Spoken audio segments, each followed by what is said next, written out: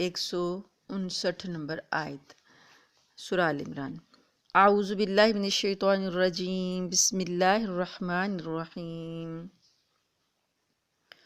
فَبِمَا رَحْمَةٍ مِّنَ اللَّهِ لِنتَ لَهُمْ وَلَوْ كُنتَ فَظًّا غَلِيظَ الْقَلْبِ لَانفَضُّوا مِنْ حَوْلِكَ فَاعْفُ عَنْهُمْ وَاسْتَغْفِرْ لَهُمْ وَشَاوِرْهُمْ فِي الْأَمْرِ فَإِذَا عَزَمْتَ فَتَوَكَّلْ عَلَى اللَّهِ إِنَّ اللَّهَ يُحِبُّ الْمُتَوَكِّلِينَ۔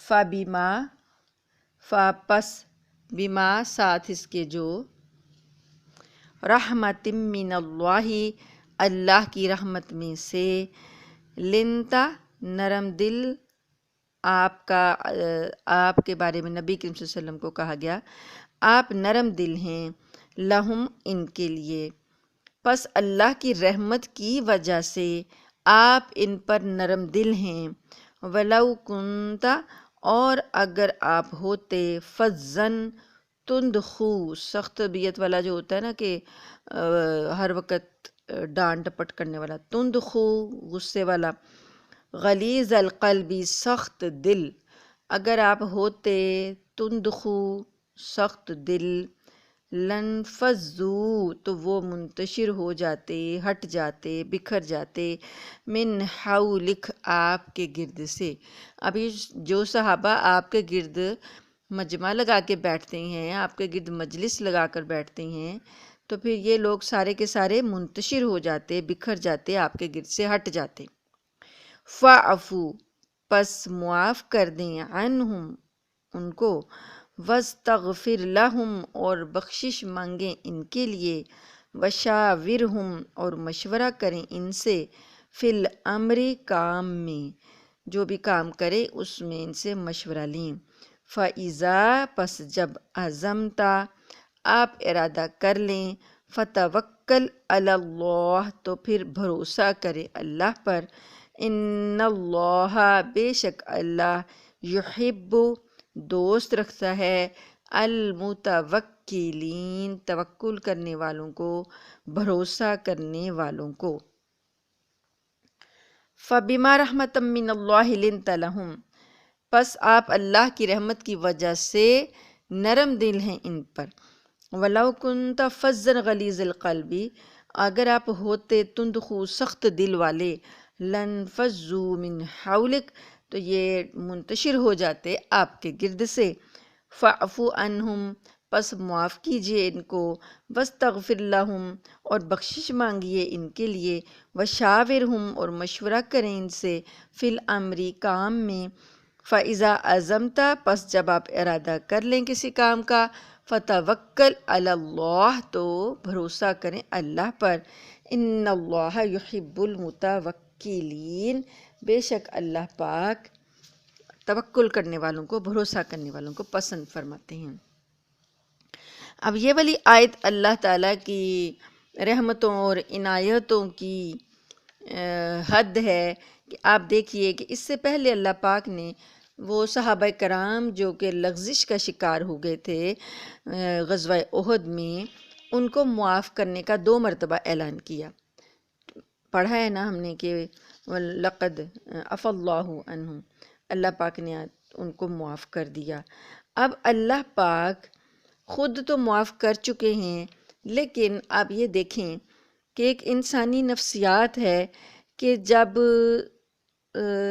زیادہ غلطی سنگین قسم کی ہو جاتی ہے، بے شک اگلا بندہ معاف بھی کر دے تو دلوں میں رہتا ہے غم، اور دلوں میں پریشانی رہتی ہے، حسرت رہتی ہے۔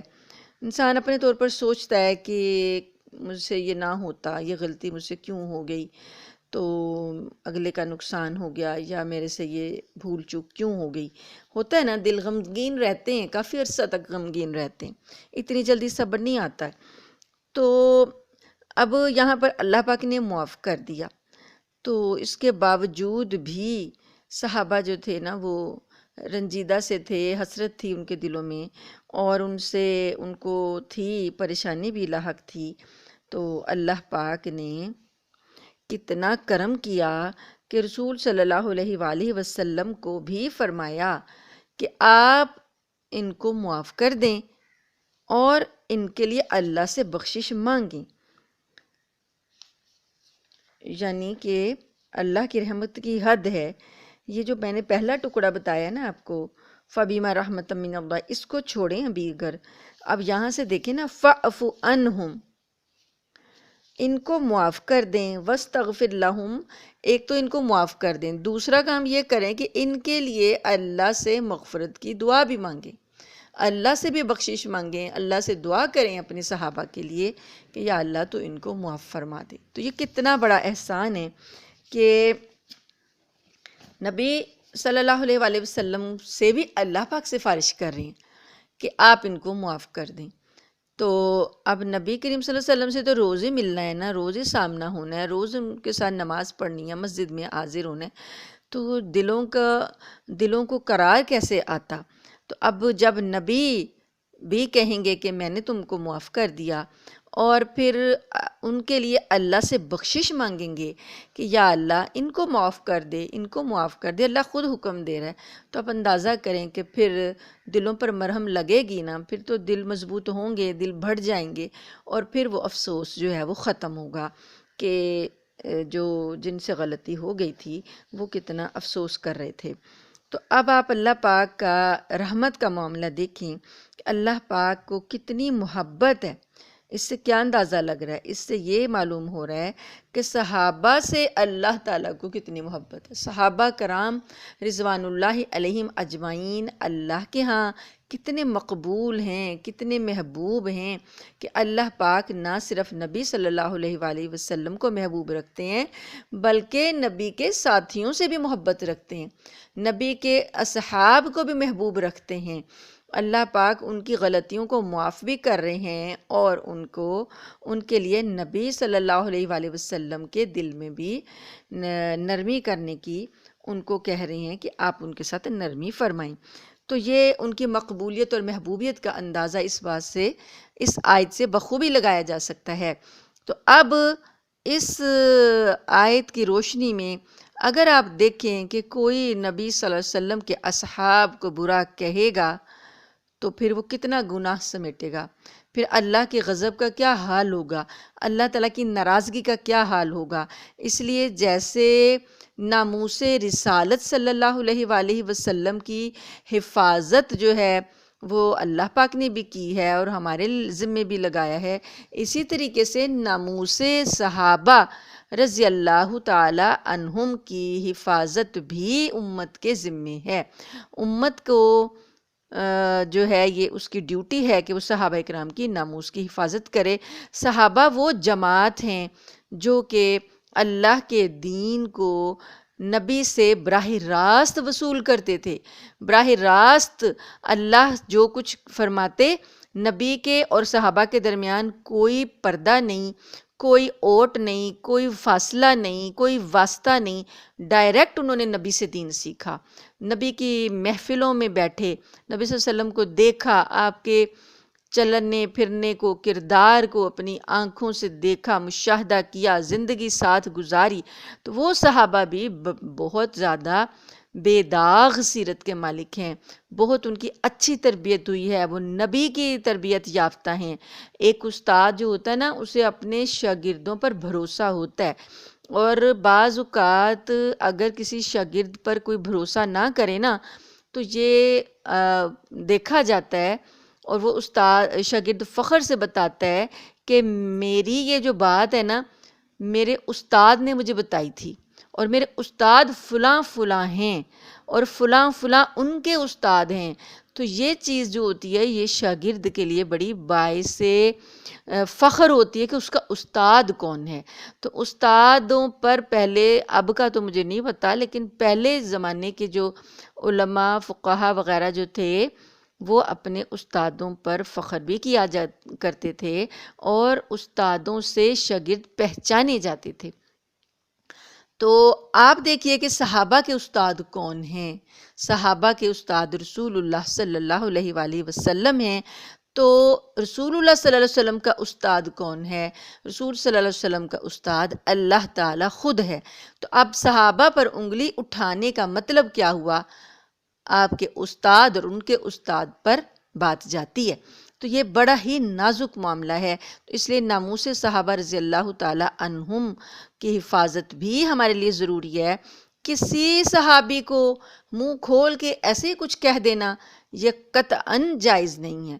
آج ہمارے دور میں ہمارے جو نوجوان اور یہ لبرل قسم کے جو یوٹیوب پر علماء پیدا ہو گئی ہیں، یہ سوشل میڈیا کے علماء پیدا ہو گئے ہیں نقلی، یہ کیا کرتے ہیں؟ جس کا جی چاہتا ہے اٹھ کے کسی بھی صحابی کے خلاف بیان دے دیتا ہے، اٹھ کے کسی بھی صحابی کے خلاف بولنے لگ جاتا ہے، اپنی رائے کا اظہار کرنے لگ جاتا ہے، ان کے کسی کام کو اپنے ذہن سے تولتا ہے، اپنے ذہن سے دیکھتا ہے۔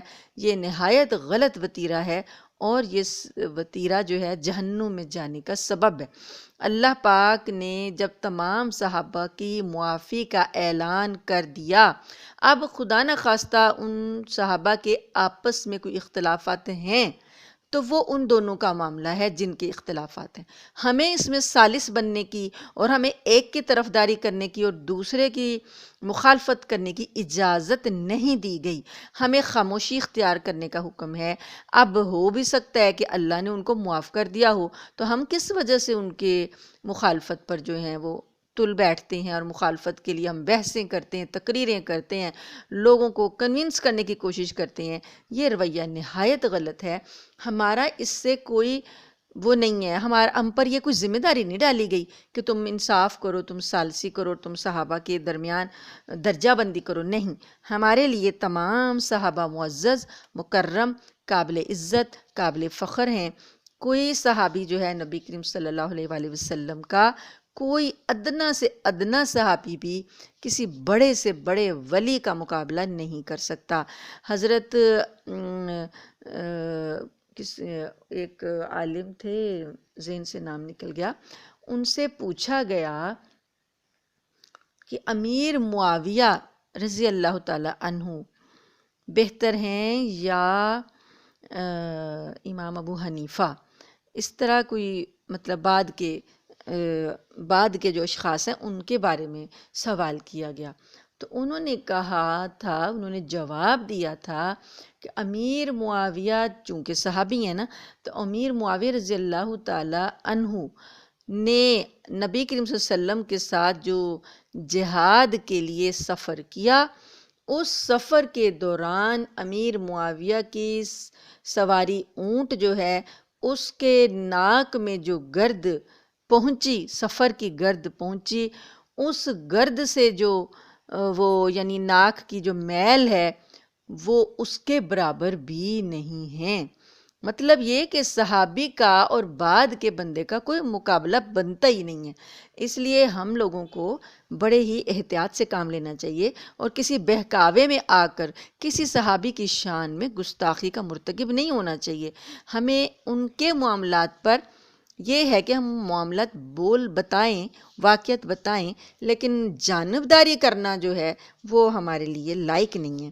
تو یہ ایک ضمنی بات تھی جو میں نے آپ کو بتا دی، کیونکہ یہ اکثر دائیں بائیں باتیں سننے کو ملتی ہیں، لوگ صحابہ کرام کے اوپر اعتراضات کرنے شروع کر دیتے ہیں، تو یہ بہت غلط رویہ ہے۔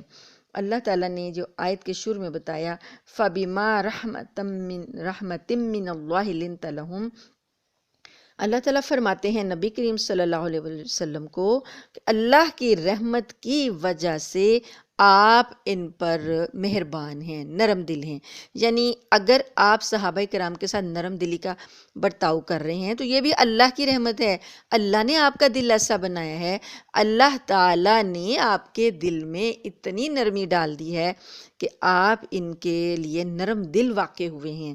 اور اگر آپ ہوتے وَلَوْ كُنْتَ فَظًّا غَلِيظَ الْقَلْبِ، اگر آپ ہوتے فَظًّا تند خو ہوتے، غلیظ القلبی سخت دل ہوتے، لَانْفَضُّوا مِنْ حَوْلِكَ، تو یہ سارے لوگ جو آپ کے گرد بیٹھے رہتے ہیں نا، آپ کے عاشق ہیں، آپ کے فرمانبردار ہیں، اور آپ کے ایک اشارے کے منتظر رہتے ہیں، یہ سارے کے سارے پھر چھٹ جاتے ہیں آپ کی طرف سے، آپ کے گرد سے یہ سب چلے جاتے اگر آپ سخت دل ہوتے۔ تو اللہ تعالیٰ نے آپ کو نرم دل بنایا، اللہ نے ان کی محبت آپ کے دل میں ڈال دی، تو آپ جو ہیں ان کے لیے اب معاف ان کو کر دیں اور ان کے لیے بخشش مانگیں۔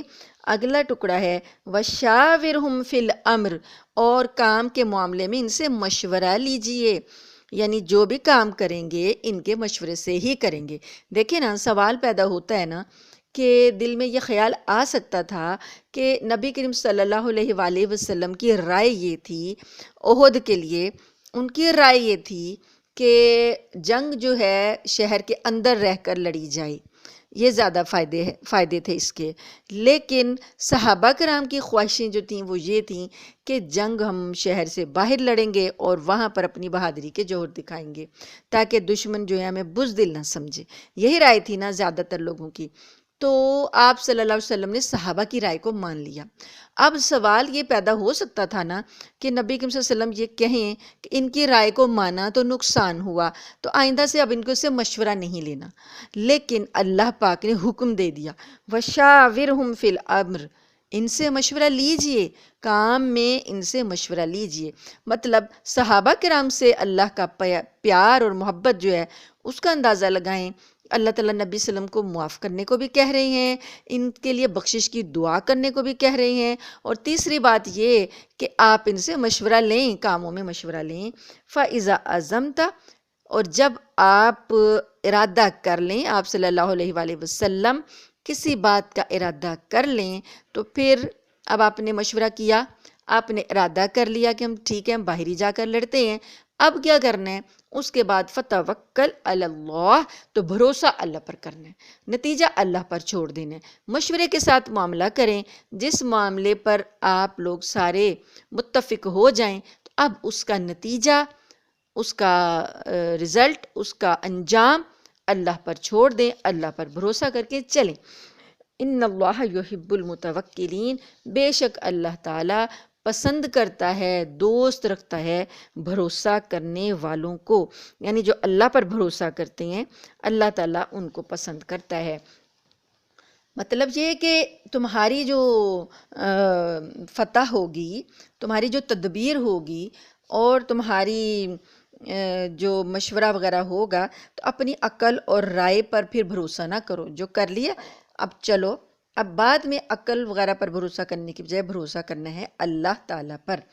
اب یہ بھی سوال پیدا ہوتا ہے نا کہ نبی کریم صلی اللہ علیہ وآلہ وسلم تو اتنا سب لوگوں سے زیادہ عقل مند اور دانا ہیں، اللہ نے آپ کو جو دانائی اور فراست عطا کی تھی وہ تو کسی کو نہیں دی تھی، تو آپ صلی اللہ علیہ وسلم کو تو ڈائریکٹ ہدایات اللہ سے ملتی تھیں، آپ پر تو وحی کا نزول ہوتا تھا، آپ تو وہ چیز دیکھتے تھے جو عام لوگ نہیں دیکھتے تھے، آپ بات کی وہاں تک تہ تک پہنچ جاتے تھے جہاں عام لوگ نہیں پہنچ سکتے تھے، پھر نبی کو کیوں حکم ہوا کہ وہ صحابہ سے مشورہ کریں؟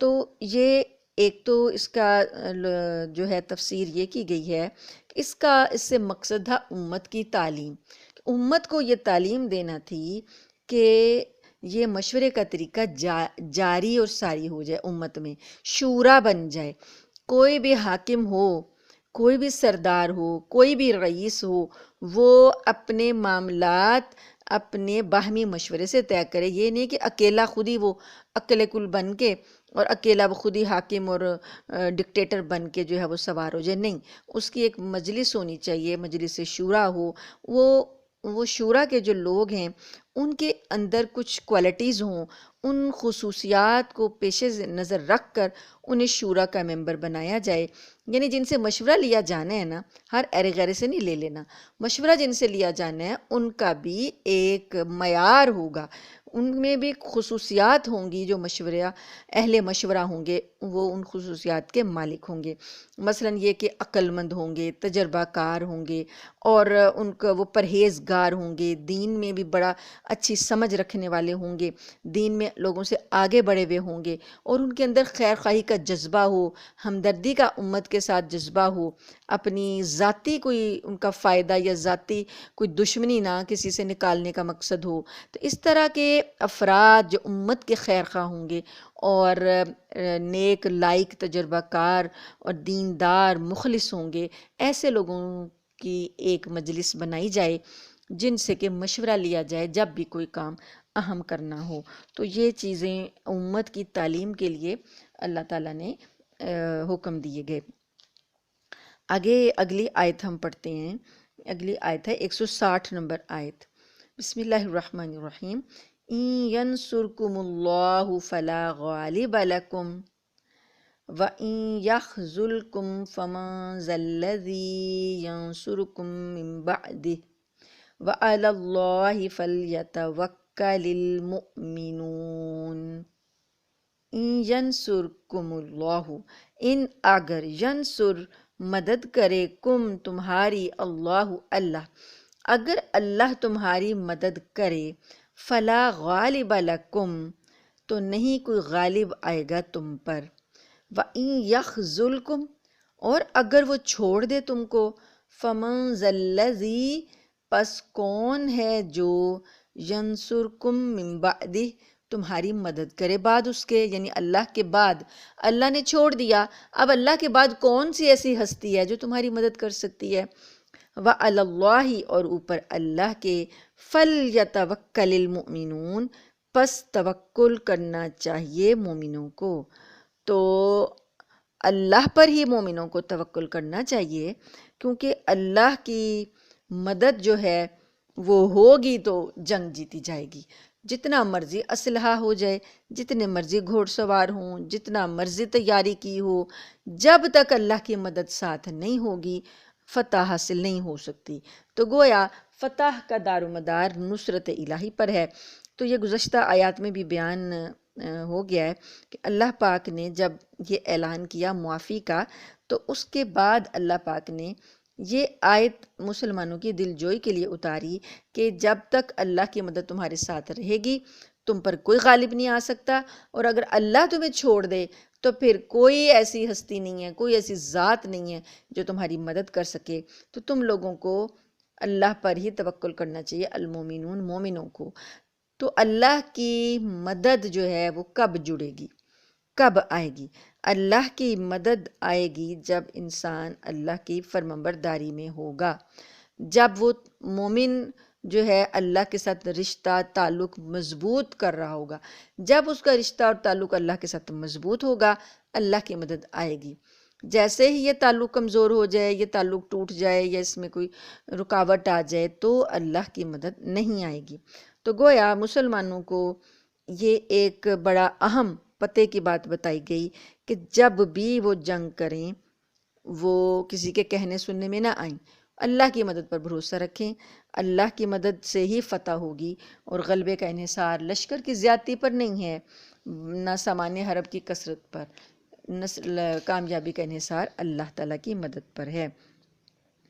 تو گویا اسباب کی تیاری بھی کرنی ہے، مشورہ بھی کرنا ہے، اس کے بعد جم کے لڑنا ہے، اور اللہ کی نافرمانی نہیں کرنی جنگ کے دوران میں، اور اس کے بعد اللہ پر بھروسہ رکھتے ہوئے جنگ لڑنی ہے۔ تو اللہ کہتے ہیں کہ مومنوں کو اللہ ہی پر بھروسہ رکھنا چاہیے۔ ایسا ہوگا تو پھر کوئی بھی دشمن جو ہے وہ غالب نہیں آ سکتا۔ تو اسباب کو واسطہ ذریعہ نہ سمجھیں، نظر رکھیں خدا کی مدد پر۔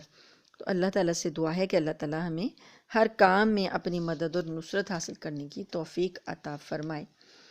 اب اگلی آیت جو ہے وہ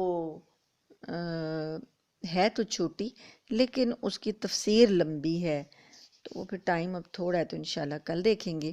اللہ تعالیٰ سے دعا ہے کہ اللہ تعالیٰ ہمیں ان آیات پر عمل کرنے کی توفیق عطا فرمائیں اور اپنی مدد ہمارے شامل حال کر دیں۔ آمین ثم آمین۔